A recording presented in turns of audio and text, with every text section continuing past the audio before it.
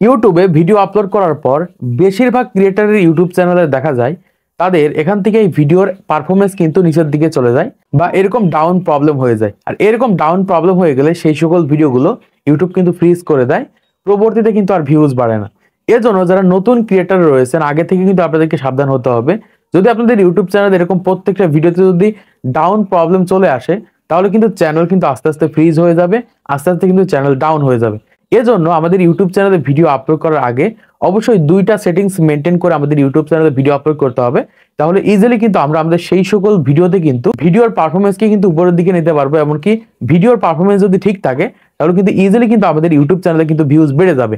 এজন্য যারা নতুন ক্রিয়েটর রয়েছেন এই প্রসেসটা অবলম্বন করে আপনাদের ইউটিউব চ্যানেলে দুইটা সেটিংস ঠিক করে ভিডিও আপলোড করতে হবে, এবং যখন এই দুইটা সেটিংস ঠিক করে ভিডিও আপলোড করতে পারবেন তখনই কিন্তু আপনাদের সেই সকল ভিডিওর কিন্তু গ্রিন টিক মার্ক চলে আসবে, এবং প্রত্যেকটাই কিন্তু এরকম উপরের দিকে গ্রিন টিক মার্ক থাকবে। তোমাদের এখান থেকে দেখিয়ে দিচ্ছে। তো এখান থেকে জাস্ট আমার ওয়াইটি স্টুডিও ওপেন করার পর এখান থেকে দেখতে পাচ্ছি আমাদের সামনে এরকম একটি ইন্টারফেস রয়েছে। দেখুন আমাদের এখান থেকে এই একটা ভিডিও দেখতে পাচ্ছেন, প্রত্যেকটাই কিন্তু এখান থেকে উপরের দিকে রয়েছে। তারপর এখান থেকে আমরা এই ভিডিওটার উপর যদি ক্লিক করে এখান থেকে দেখতে পাচ্ছি প্রত্যেকটা কিন্তু উপরের দিকে রয়েছে। তারপর আমরা যদি এই ভিডিওটার উপর ক্লিক করে এখান থেকে দেখতে পাচ্ছি প্রত্যেকটা কিন্তু উপরের দিকে রয়েছে, মানে গ্রিন টিক মার্ক রয়েছে। আর এই সকল ভিডিওতে কিন্তু আস্তে আস্তে ভিউজ আসতে থাকবে, ভিউজ কিন্তু থামবে না। এরকম ভাবে যারা নতুন ক্রিয়েটর রয়েছে, নতুন ইউটিউব চ্যানেল ক্রিয়েট করেছেন, যদি তোমাদের প্রত্যেকটা ভিডিওতে এরকম গ্রিন টিক মার্ক আনতে যাও তাহলে এই দুইটা সেটিংস অবশ্যই মেনটেন করে ইউটিউবে কন্টেন্ট আপলোড করে দেখো, 100% তোমাদের ইউটিউব চ্যানেলে ভিউজ বাড়বে। এই জন্য তোমাদের যে কাজটা করতে হবে, তোমরা যখন ভিডিও আপলোড করবে, ভিডিও আপলোড করার পর তোমাদের জাস্ট ওয়াইটি স্টুডিওর ভিতরে এসে তোমরা এখান থেকে তোমাদের ভিডিওটা প্রথমত ওপেন করবে। এখান থেকে এই এডিট সেকশনের উপর ক্লিক করে আমি এখান থেকে এডিট সেকশনের উপর ক্লিক করে দিচ্ছি। ক্লিক করার পর আমাদের সামনে এরকম একটা ইন্টারফেস আসবে। আমাদের প্রথম যে কাজটা করতে হবে, এরকম একটা অপশন রয়েছে পাবলিক বলে, এখান থেকে তোমাদের আনলিস্টেড থাকবে, তোমরা এখান থেকে এটার উপর ক্লিক করে দেবে। ক্লিক করার পর এখান থেকে দেখতে পাচ্ছি নিচের দিকে একদম শিডিউল রয়েছে, তোমরা এই শিডিউলের উপর ক্লিক করবে। আমি এখান থেকে শিডিউলের উপর ক্লিক করে দিচ্ছি। ক্লিক করার পর এখান থেকে দেখতে পাচ্ছি এরকম একটা অপশন রয়েছে। এখান থেকে আমাদের যে কাজটা করতে হবে, আমাদের ইউটিউব চ্যানেলে প্রতিনিয়ত কিন্তু একটা নির্দিষ্ট টাইমে এবং যেই টাইমে সব থেকে বেশি অডিয়েন্স ইউটিউবে অ্যাক্টিভ থাকে সেই টাইম সেট করে কিন্তু ইউটিউবে ভিডিও আপলোড করতে হবে। এবং যখন আপনি ইউটিউবে এই টাইমে ভিডিও আপলোড করে দিবেন তখন কিন্তু প্রথম 1 ঘন্টা কিন্তু তোমাদের ইউটিউব চ্যানেলের পারফরমেন্স কিন্তু গ্রিন টিক মার্ক হয়ে যাবে, আর তখনই কিন্তু তোমাদের ভিডিওতে কিন্তু আস্তে আস্তে ভিউজ আসতে থাকবে।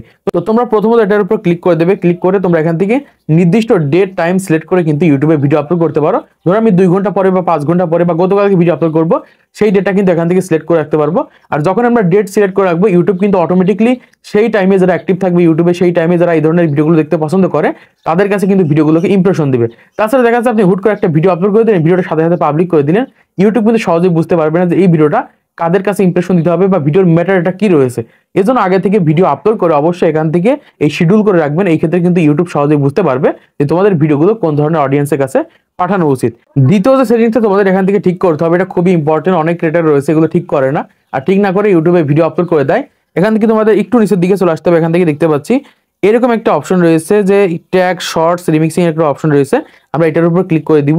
ক্লিক করবো এখান থেকে একটু নিচের দিকে চলে যাবো। আসার পর এখান থেকে দেখতে পাচ্ছি যে allow video and audio remixing বলে একটা অপশন রয়েছে, আমরা এটার উপর ক্লিক করবো। ক্লিক করার পর এখান থেকে দেখতে পাচ্ছি 3টা অপশন রয়েছে। দেখুন অনেক ক্রিয়েটর বলে কি এখান থেকে নিচে যেটা রয়েছে এইটাকে দিতে, এটাকে সেট করে দিতে, কিন্তু এটাকে যদি সেট করে দেওয়া হয় তাহলে কিন্তু সেই সকল ভিডিওগুলো কেউ কিন্তু রিমিক্সিং করতে পারে না। আর এই রিমিক্সিং বন্ধ হয়ে থাকার কারণে কিন্তু আমাদের ভিডিওগুলো কিন্তু শেয়ারের মাধ্যমে ভিউজ আসে না, আমাদের ভিডিওগুলো কিন্তু নতুন অডিয়েন্সের কাছে পৌঁছায় না যারা রিমিক্সিং করে থাকে।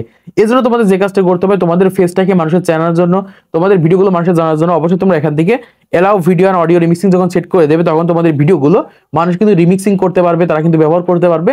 সেখান থেকে কিন্তু তোমরা একটা বেনিফিট পাবে, ভিউজ পাবে, সেখান থেকে মনিটাইজেশন করার পরে কিন্তু ইনকাম করতে পারবে।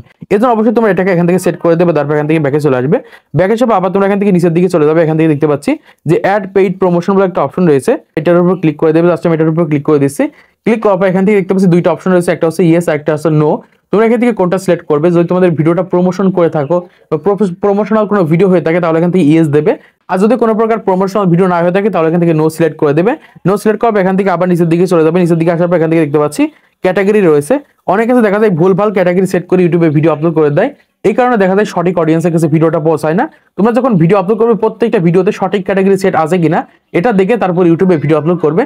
এই ক্ষেত্রে কিন্তু তোমাদের ভিডিওগুলো সঠিক অডিয়েন্সের কাছে পৌঁছাতে পারবে। আরেকটা বিষয় এখান থেকে রয়েছে, অনেকে বলে ভাই ভিডিও আপলোড করে শর্টস বা লং কমেন্ট সেকশন বন্ধ হয়ে যায়, লাইক হাইড হয়ে যায়, তাদের জন্য বলবো এখান থেকে দেখতে পাচ্ছি কমেন্ট রয়েছে।